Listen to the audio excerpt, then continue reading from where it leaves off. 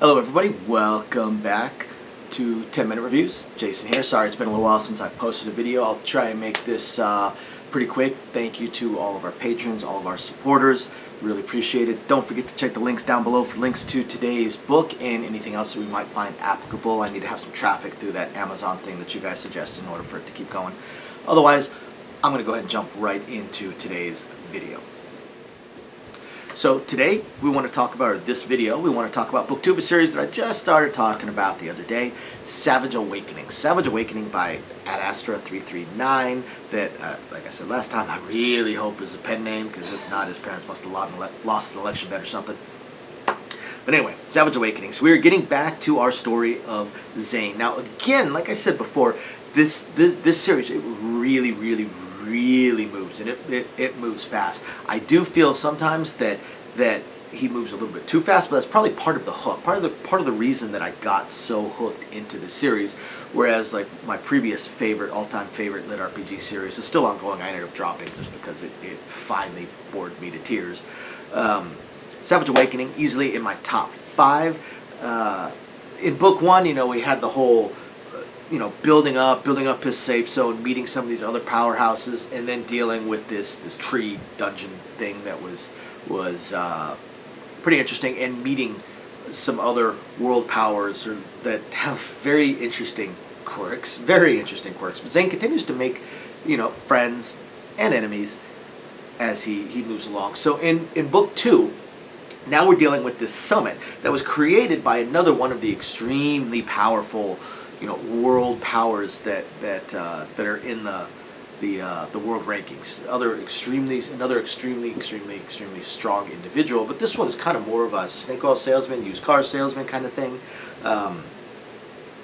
Seems fake, but very powerful, and seems a little bit cautious of Zane and some of these other world powers. But he's created this summit, and he is given access to all these materials that can help people continue to level up or strengthen themselves, especially ones that are way up there in power. And Zane has a bit of an open invitation. Turns out that he also might need Zane's help to deal with one of the other factions, the SoCal Mafia, I believe they were causing a lot of problems down there. Zane has already annihilated one major power that was up in the northwest. Now we have another major power down in the southwest. And again, this is why I say that things almost kind of feel like they were accelerated. We've had the whole welcome to the world, welcome to your class, fight your way up till you reach a decent level of power thing. Plus we also had creating the faction. We had dealing with this other this other massive, powerful, conquering faction, and dealing with the tree dungeon thing, all in book 1. And in some series, all of those individually might have been different books, or at least 2 or 3 books dealing with all of them. But again, the way this moves, it does grip you. So I'm not criticizing, because I loved the first book. So we've got this summit, we've got the SoCal Mafia with some very interesting characters, and naturally Zane has to do what he's going to do. And even within this summit, as he runs across some of the other powers, including one that is ranked stronger than him, and this is the first one you come across that you see, and as you witness them doing their battles, you actually wonder if Zane could last more than a couple seconds with them, because there's just something about how their abilities work. And that's what's interesting in the lit RPG type worlds that is not usually shown in a lot of these books, which I tend to think is kind of a weakness. Typically, a lot of these lit RPG books, they just show, okay, you've got this overpowered person that can just annihilate this person here. All the people that are underneath them, and even on the same level as them, they just have these abilities, and they can just make a mild tweak or figure something out with this ability and just smash this other person. And in reality, when you get to something like the lit RPG, where you're starting to deal with all these magics and these skills and these godlike abilities, which you really should start getting into, is almost like a paper, rock, scissors kind of thing. Paper might beat rock, that might beat scissors, but then scissors beats paper. Like it's almost, they almost make it to where the overpowered people or the stronger people are just walking gods that are unbeatable, invulnerable, cannot be defeated in any way, shape, or form. And instead of really looking at the different matchups between their abilities and the synergies between them, and how one ability might be able to just dominate another that it shouldn't.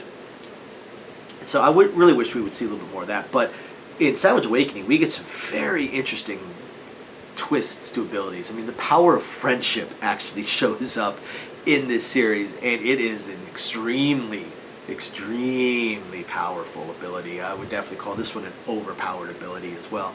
So the way he uses some of these concepts and these DAOs, these concepts and these abilities, you know, there's a lot of parallels between Savage Awakening and a couple of other series out there. But then again, it's real hard to write lit RPG without having overlap with the other lit RPG books. And with the overlap that I'm seeing, or the parallels I'm seeing between this one and a certain series with Super Brother Man in it, I honestly feel like this is significantly better. I think there's a lot of homage to it. I don't think straight up copying of concepts. There's definitely a lot of homage to it, and I have a feeling, I really get the sense that this author probably used to read that series as well and got really frustrated with it, the way myself and a lot of other people I've talked to have gotten with that series, and decided just to write his own.